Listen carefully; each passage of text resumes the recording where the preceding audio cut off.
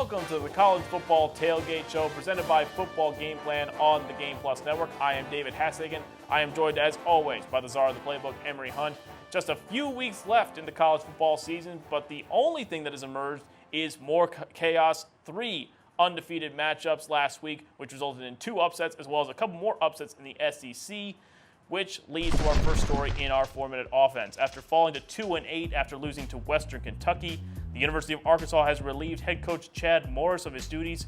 He is the 3rd firing this season, following Chris Ash at Rutgers and Willie Taggart at Florida State. The misery continues at Arkansas. What's the biggest problem there? Well, here's the thing, man. I've been a part of a mid-season coaching fire, and it's never good because as a player, you're thinking, okay, what does that mean for me? What does that mean for the assistant coaches, for their staff members? So there's a lot of chaos going on when you fire someone mid-season. But I kind of understand, especially now when you have the new mid-season, you have the 2 signing day periods. So you have the signing day period that's next month, and then you have the one in February. So I would normally say wait to the end of the season, but recruiting is year-round, and you want to kind of get a head start on salvaging your class or then moving forward with your new set of recruits that you're going to probably bring in with a new head coach or even just those interim guys that you have filling out the rest of the season. But as far as Arkansas is concerned, I think they may have undervalued what they already are. And under Coach Brett Bielema, prior to Coach Morris, I thought they were building something sustainable. Bullies up front, the big hogs up front. You get the Wisconsin head coach and you develop that mindset. I don't think they have a mindset right now or an identity at Arkansas, and that has been a problem. Although I'm not a fan of firing coaches midseason, he was only 22 games in, and they got rid of him. I just think that was a little bit too emotional, especially after you lose to Western Kentucky. I get it, you're upset. You don't want to fire the coach. Give him a time to see things through. Same things with Willie Taggart and also Chris Ash over that at Rutgers. I get those two, but this one I felt like was a little bit too quick to fire. And although I understand, I just wouldn't have done it. Well, let's talk about those vacancies now, because you have 2 big-name programs in Florida State and Arkansas. Rutgers sounds like they might be going back to their bread and butter, going back to Greg Schiano. Those are the big rumors right now. They're getting a lot of traction. The question is, though, for the 2 programs that are still seem to be up in the air, who are your candidates for those jobs? You know what? A lot has been made about Deion Sanders at Florida State. Now, granted, he doesn't have a degree, and I know that's one of the requirements for a college head coach. You have to have a college degree. So we don't know how much that will weigh into that being an issue. But how cool would that be to see him go back? He's already coaching the high school level. He has a son that's a tremendous prospect, in Shamar Sanders, who's a great quarterback prospect. So he's coaching. He's coached well. He's coached a lot. So we'll see, how that is moving forward. But I do like the fit at Florida State. Who else but Deion Sanders to sell you on that Florida State program? True. Who's going to say no to Deion Sanders in your home selling you on Florida State? That's a good idea. But when you look at other guys that maybe are aspiring head coaches, I just want to toss out a couple of names. I do like Brennan Marion, offensive coordinator at William & Mary. He's a young coach, innovative coach, has had success at every stop, high school level, collegiate level, at both Howard and William & Mary. You look at what Howard has done since he left from that program. They've gone to shambles. Right now, William & Mary's offense is significantly better than what it was before he got there. So I think he's a young candidate. Tony Hull, who's the recruiting coordinator, running backs coach, associate head coach at Kansas. Keep an eye on him. He's a guy that's going through this process, a young coach that has great recruiting chops. You talk about those talented players like Puka Williams at Kansas. Tony Hull recruited him, got him there. You talk about the guys he was able to get to bring into the program where he was down in New Orleans. He was pumping guys out there. He was pumping 5-star prospects to all these different schools. So Tony can not only coach, he can develop. He's a great recruiter, and he's a guy that is an underrated offensive mind. And what he was able to do, he played the offensive line in college. He was a center, so he understands blocking front to back. He also understands how to build an offense to success. So Tony Hull and also Brennan Marion are 2 underrated coaches I would keep an eye on. Let's move on into the Heisman talk. Obviously, only a couple weeks left to determine who the finalists are going to be. Right now, who are your top 3? Joe Burrow out of LSU. You look at what he did last game against Alabama. Burrow is the perfect college quarterback to me because He plays with a swagger. He plays with the right level of temperament to go into big games, big stadiums, and get success. And this is before your time, but he reminds me a lot of Joe Kane from the movie The Program. So that's your homework assignment. Go and watch The Program because I know you've never seen it. So Joe Burrow would be number one. Number two, I would look at Jonathan Taylor. I'm still a big proponent of the running back position. I remember when this used to be a running back award, and I like Jonathan Taylor at Wisconsin, what he's been able to do. He's just been breaking records. They lean on him early, often throughout this ball game. And third, I would also look at Jalen Hurts. The numbers have been ridiculous. The production has been ridiculous at Oklahoma. And when you look at the lineage, Baker Mayfield, Kyler Murray, why not have him at least be a finalist for the Heisman Trophy? Who's yours? See, I agree. I like Jalen Hurts as well. I think right now he's the clear favorite for me. I think what he's done with this Oklahoma program is outstanding. Joe Burrow had his coming out party this past week against Alabama. I still want to see what happens, though, with him when the chips are down. That is the biggest thing for me. He's got so many weapons around him. I want to see a game where he hits a little bit of adversity. If he can power through that, I think he's right there. And I think Fields as well at Ohio State. I think he's an excellent quarterback. I think he's probably the number 3. As much as I would love to see a running back get it, we all know it's going to come down to 3 quarterbacks on the finalist. As much as I would hate to see that year after year, that's how it's going to go. Let's talk about, though, the rest of the bowl season. A lot of Group of 5 teams have really had good seasons this year. We talk about Boise State, Navy, Louisiana. Right now, if you're a Power 5 conference, which Group of 5 do you not want to play? There's a couple, but you talk about Navy. Quietly, Navy is 24th in the country right now. They're ranked in the top 25. They're right in the mix for the American Athletic Conference title in the East Division. So this is a team that has a triple option. They are much better defensively. Now, last year and the year prior, they took a step back defensively, which is why you saw Army rise and you saw Air Force be competitive also.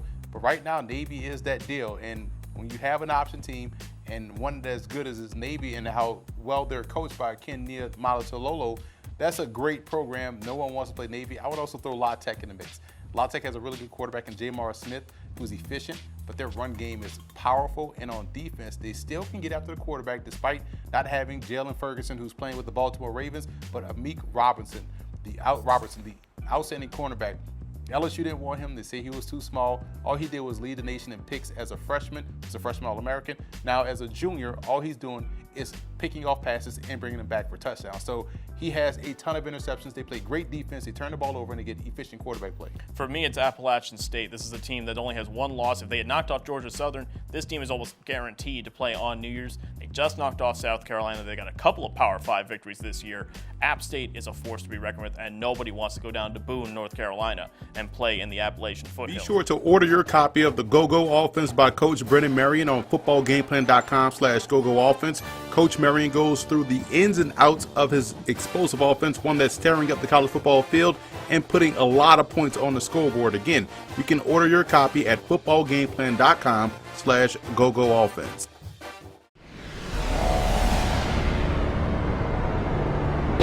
Well, the game of football has taught me so many things, man. Now, think about the huddle we have right now, right?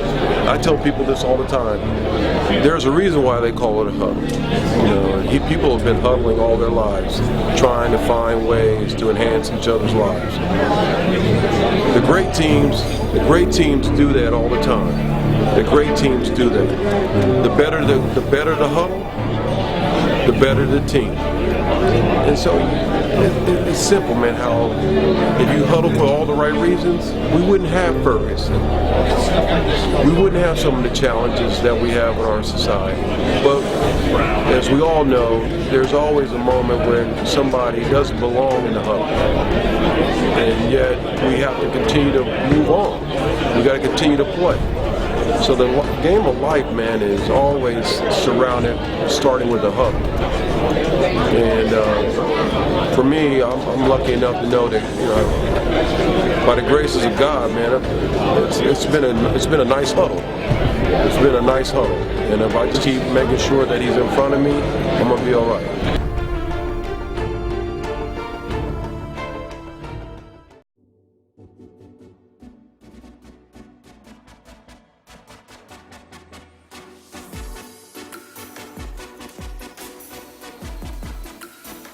I don't think you should overlook the Ivy League because right now, this past 2018 NFL season, 24 current Ivy League player or former Ivy League players were on NFL rosters, which is the highest in the FCS. So the pro development that I've seen personally over the last 5 seasons has definitely translated to the NFL level, and you're seeing guys consistently choose Ivy League programs over FBS programs, which definitely speaks to education and also the talent level of the football that's being played in the Ancient Eight.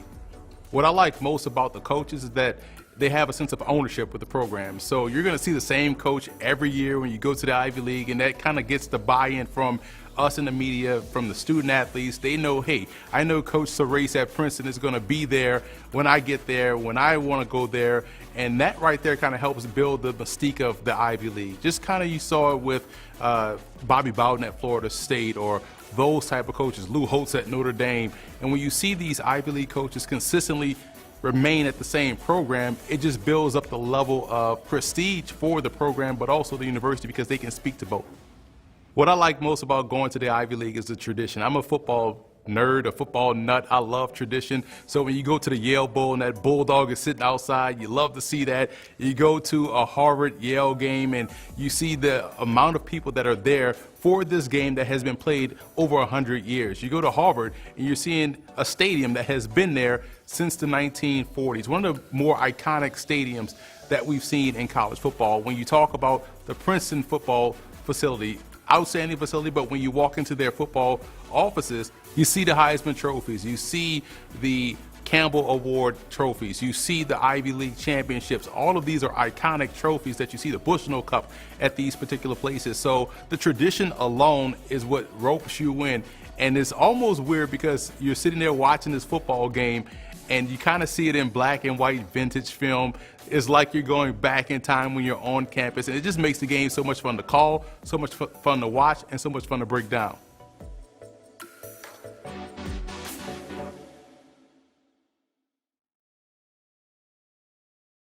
I love football. I cannot get enough of football. I watch it on every level. The emotional release. You know, whether it's an exciting play that gets you all jacked up and juiced, or whether it's the fact that you're able to pour everything you have. Whatever frustration you had that week, you can put into that first kickoff coverage, that first block that you have, whatever it might be. And I couldn't think of anything better to do to fill that void that you have as a football player than to get into coaching. You get a chance to release a lot of emotion that you otherwise have no place to release. There's nothing else like that. Again, the relationships you build and the people you're around and watching the guys compete, not just on the football field, but in life after they get done playing. It's just an amazing game.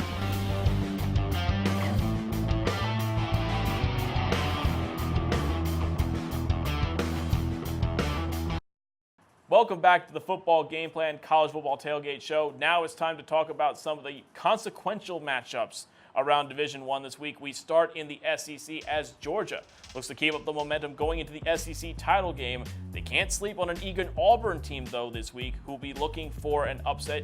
Trap game here, Emery? What do you think? Not really, because Auburn is really good, but this is the Deep South oldest rivalry, as they call it, when Georgia and Auburn meet up. But you look at Georgia, great game last week, big-time win against Missouri, but it came at a cost. A lot of those guys were banged up. We don't know how healthy they're going to be entering this ball game. So now they have to face a very angry defensive front led by Derek Brown and Auburn Tigers defense. So one thing we do know, Georgia still has DeAndre Swift, the running back. They still have Jake Fromm, who's making good decisions with the football. So they have enough to really overcompensate any pressure they're going to see. They're going to probably just lean on the ground game. I think it's going to be more about Georgia's defense. So I think they'll do a great job in winning this ball game against Auburn. I like the Bulldogs. Let's move now to the Big Ten. The best team maybe in the Big Ten might be Minnesota. They stunned Penn State in a huge upset last week.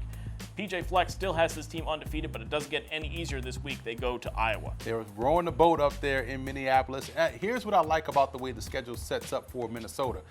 This would have been ideal for a trap game, but Iowa is a very good football team, so they can't overlook Iowa to the following week against Wisconsin. So they have to come into this game against the Hawkeyes with the same level of confidence and focus that they did against Penn State. So we're going to see a really good game from both teams. Iowa, to me, is cut from the same cloth as Minnesota, but I think I would trust, Minnesota's passing game now that I've seen it in live action against a really good defense. I like them a little bit more than Iowa. I think they'll get the win. We move now to one of the most historic rivalries in all of college football, Notre Dame hosting Navy. It's a classic every single year. Still looking for a New Year's Six Bowl if you're Notre Dame. The question is, will Navy find a way to beat them again? They've done it in the last few years. Yeah, we've seen Navy upset Notre Dame, but this is a different Notre Dame defense. Now, Okara is out, with the leg injury, a broken leg, so that's a big piece of their defense that's going to be missing. He's a great defensive lineman. That's not what you want to hear when you're facing an option team. One of your best defensive front seven players is out. Navy is going to keep this thing close, but I think their offense of Notre Dame, that's usually was the issue for Notre Dame when they lost to Navy. They didn't have the offense to really overcome any success Navy has, so I think Notre Dame gets a win, but it'll be close. We move now to the SEC again. Joe Burrow and the Tigers can't get ahead of themselves with this game. They take on Ole Miss. If there's anything we've learned about the SEC, if you sleep on the Rebels, you're going to get absolutely hit in the face. Can LSU avoid the letdown after a big win over Alabama? Absolutely. This is a team that has the national championship game right in their sights. I think LSU comes in here and rolls against a big-time rival in Ole Miss. LSU's offense is just phenomenal. They're playing great football. I wouldn't see them having an off day against the Rebels. We move now to the Big 12, another game where two teams might be looking for the Big 12 title here. Baylor still undefeated, but just barely. But Oklahoma had a lot of problems last week, too. Baylor has a chance to prove the record. Oklahoma has a chance to prove that they are the best team in the Big 12. Now, I made a case for Jalen Hurts being a Heisman finalist, but in that game, the stats look great, but he should have thrown 3 interceptions. 2 hit defenders right in the hands, bad decisions by Hurts. However, when you look at this defense for Baylor, probably the best defense in the Big 12. So you have great offense, great defense. This is going to be a huge test. I don't think we'll see your standard 41-42 shootout that we saw from the Oklahoma-Iowa State game. This will be a lot closer. I don't know how much offense Baylor can generate to really outgun Oklahoma. I think the Sooners will be challenged hard in this ball game, but Oklahoma gets the win. We now move to the ACC. Clemson taking on Wake Forest. Wake coming off a tough loss to Virginia Tech last week. Meanwhile, Clemson still not getting the respect they deserve despite being undefeated and the defending national champs. And this is supposed to be the game where I talked about the big matchup between the two quarterbacks who I think is the best quarterback in the ACC, Jamie Newman of Wake Forest. Wake Forest had a tough loss last week against Virginia Tech. They really got after that offensive line, and they hit Newman hard on 2 of those interceptions. So the ball just popped up and they picked it off. But I still think he is the best quarterback in the ACC, although we're starting to see Trevor Lawrence play a little bit more like the Trevor Lawrence of old. Right now, Clemson is playing angry. They're playing upset. I think they avoid the upset and get the win. Let's move to the FCS for a couple of matchups now, and we start in the Ivy League. Princeton taking on Yale. Princeton coming off that loss to Dartmouth, which probably sets Dartmouth up for the Ivy League title at this point. But Yale quietly has been sitting on the sidelines with a 1-loss record. They might be waiting for Dartmouth to slip. Exactly, and you look at Princeton struggling against a very good defense. Well, guess what Yale has? A very good defense. They also can run the football with Zane Dudek. Their quarterback, Kurt Rawlins, is excellent. I think one of the more underrated passers in the FCS.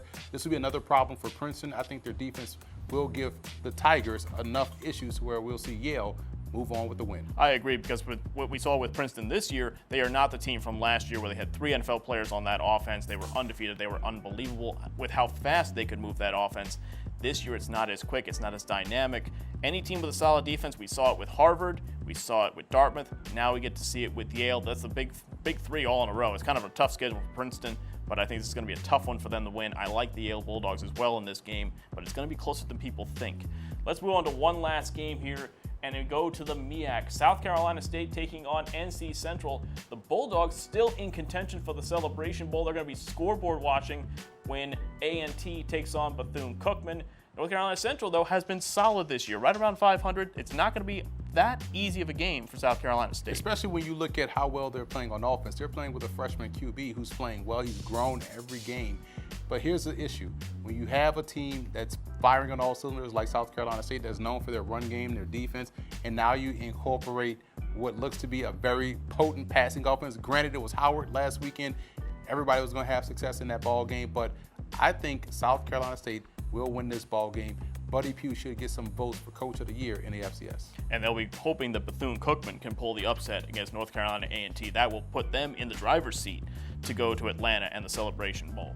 That will do it for the College Football Tailgate Show. Don't forget to go to footballgameplan.com and youtube.com/footballgameplan for the FCS Whip Around, and check out the FCS Opening Drive podcast on SoundCloud and iTunes for all of your news and notes from around the FCS every Monday. For Emory Hunt, I'm David Hassagen. Enjoy Week 12, and thanks for watching.